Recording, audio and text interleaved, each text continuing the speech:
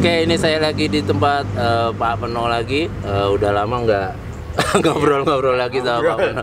Oke, udah berapa kali saya bikin video sama beliau tentang Santigi, tentang waktu itu Sinensis juga pernah. Iya.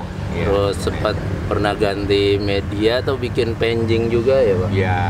Jadi media serut waktu itu. serut ya. juga. Bikin serut. Terus apa? Media serut. Sakura? Ya. Oke, mungkin cerita dari awal dulu, Iya. Pak Peno. Dulu senang bonsai dari tahun kapan, Pak? Ya itu sekitar tahun 82 ya. 82 itu udah seneng bonsai. Awal-awal dulu dongkelan atau dulu dongkel juga. Dongkel. Ya. Dulu di samping dongkel yang kecil-kecil dulu sering karena masih tenaga muda Iya. dulu kan gitu ceritanya. Itu bikin serut taman. Oh, serut taman. Ya, itu waktu itu kan belum banyak yang bikin lah. Bikin. Berarti yang besar-besar itu? Iya, besar-besar. Itu yang sekarang yang jatuh di Jogja itu tempatnya Hotel Limaran. Hotel Limaran. Iya, sama di Jalan Taman Siswa itu serut yang dari Bapak sekarang masih ada. Masih ya? ada. Iya. Oke.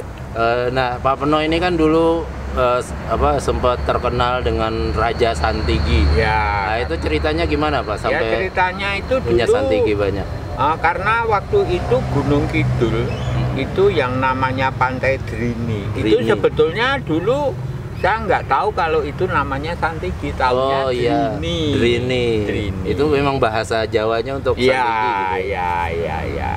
Berhubung orang daerah pantai dulu mengatakan itu pohon Drini, ya saya nggak begitu tahu kalau Drini itu Santigi. Ya setelah pameran pertama nasional untuk Jogja, waktu itu almarhum Pak Ismail Saleh masih penasihat. Ya waktu itu baru kalau ini namanya Santigi. Oh gitu. Berarti Pak Peno lihatnya di pameran baru tahu itu Santigi. Drini. Pameran nggak ada yang belum ada yang luarin, belum ada. Jadi ini Santigi laut. Pak Ismail waktu itu gitu. Kita kan bawa 2 waktu itu. Terus Pak Ismail itu ya ambil bahan dari saya banyak waktu itu. Tapi habis pameran di Ambarukmo itu. Oh gitu. Ya. Nah, terus mulai nyari banyak itu. Nah, itu kan waktu itu dulu Bapak masih kerja. Nyari orang daerah sana, daerah pantai. Gunung ya. Tapi saya pengambilan itu tidak di Pantai Drininya. Di Ngrenean sama Ngobaran. Oh, berarti sebenarnya di pesisir Gunung Kidul ada semua ya? Ada semua. Enggak cuma di Pantai Drini. Enggak. Tapi ya daerah tertentu. Oh, daerah tertentu. Kalau yang mungkin ada 1-2, tapi lokasinya itu betul-betul yang di atas laut persis. Tapi kalau yang di Pantai Drini itu di tebingnya itu agak landai. Itu bisa diambil. Risikonya nggak begitu tinggi. Tapi Bapak kalau ikut ngambil cuma hari Minggu. Oh gitu. Ya, jadi kita cari tenaga itu 6 orang. Tak kasih palu sama betel karena dia di tebing-tebing. Ya. Nah, kalau sore saya ngambil barangnya. Jadi 6 orang itu waktu itu ngambil paling banyak itu 6 orang itu sampai sore itu ya sekitar 20 sampai 22 pohon paling banyak itu 6 orang itu. Oke, berarti nanti dibeli terus, sama. Iya. Ya pokoknya istilahnya nggak dibeli, cuma kita kasih jasa tenaga gitu. Tapi ya lebih dari umum sih. Lebih kalau dirupiahkan itu lebih mending cari Drini daripada dia kerja gitu loh. Lebih dari yang harian. Iya, makanya dia ada semangat gitu loh ceritanya dulu. Terus setiap hari itu kurang lebih ada hampir 2 tahun lah terus pengambilan, tapi belum begitu banyak yang pelihara. Terus nggak lama ada kabar setelah pameran di Jogja, terus waktu itu di Senayan itu pameran, wah Bapak lupa itu namanya apa ya, waktu pameran bonsai di Senayan itu. Nah itu saya bawa untuk mewakili Jogja satu mobil Cherry itu, kalau nggak salah ya nggak gede-gede sih yang dibawa, jadi pulang itu habis dibeli. Gitu. Berarti tadi yang dongkel itu terus yang nanam Pak Peno sendiri? Iya, di rumah, di hutan itu waktu itu.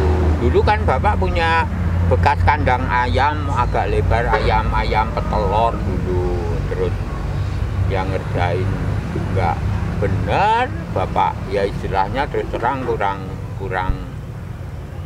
apa ya, untuk dari segi hasil itu kurang memadai. Terus saya berhenti kandang itu, terus saya pakai buat nanam santing gitu ya. Jadi kalau santing Gunung Kidul memang kalau dengan yang Sumatera ini bahannya kelasnya jauh. Kalau yang di Sumatera itu cuma jeleknya itu kayunya lapuk yang kering itu.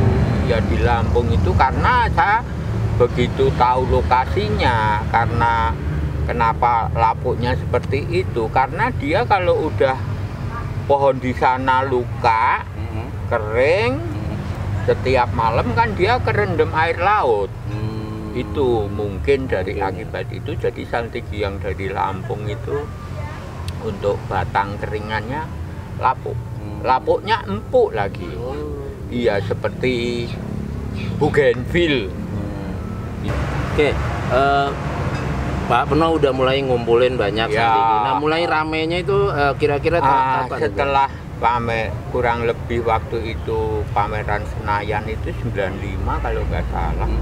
Itu mulai keluarga dari, kabarnya sih saya tahu persisnya nggak tahu, dari keluarga Pak Harto itu katanya beli satu jumbulan itu. Terus itu mulai meledak santigi. Nah, terus muncul dari Sulawesi, dari mana. Terus yang namanya Pak Imam itu sampai beli kapal untuk cari beli kapal santigi ke Sulawesi itu ya. Sulawesi saya dengar ceritanya. Iya, hingga sekarang memang kalau santigi itu dari bahannya memang udah alam seperti itu. Jadi karakter pohonnya itu betul liuannya itu liuan alam, bukan liuan manusia. Ya untuk cabang-cabang oke lah, itu dari sentuhan tangan kita mungkin seperti itu. Berarti pernah ngetren itu santigi itu ya? Iya. Nah kalau Pak Peno sendiri misalnya ngelihat santigi itu kelebihannya di mana Pak? Ya dari batang pokok yang kita dapat di alam itu udah ekstrim dulu. Karakter batangnya itu betul-betul indah gitu. Jarang pohon yang hidup di alam seperti liuan santigi itu kan kita tahu sendiri. Gitu. Karakter batang ada keringan. Iya, keringannya. Tapi waktu itu kita pelajari yang Gunung Kidul. Itu sekecil segini aja, dia sampai kapan nggak bakalan itu rusak. Keringannya. Iya. Biarpun kena air hujan, kena panas, nggak dikasih pengawet. Tapi dia tetap kencang, keras gitu. Nah kalau dari daun sama kelenturan itu gimana? Itu sama aja sih. Jadi kalau memang santigi itu sebetulnya termasuk batang yang keras. Iya, jadi sebetulnya triknya ya itu kalau mau kawatin ya jangan disiram dulu. Itu untuk mengurangi getase si cabang itu supaya nggak mudah patah. Itu triknya satu-satunya cuma itu kalau Bapak ya. Nah ini kesininya Pak Peno ini kan saya lihat udah mulai macam-macam ini jenisnya, nggak cuma santigi. Apa udah mulai karena peminatnya turun atau susah nyari bahannya Pak? Susah nyari bahannya.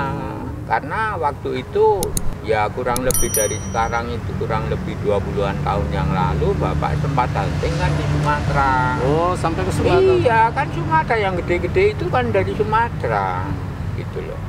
Tapi hasilnya setelah itu percabangannya kurang bagus. Kalau dikawat juga sering udah patah sekali. Tapi yang bapak kurang suka karena keringannya itu lapuknya itu dari dalam gitu loh.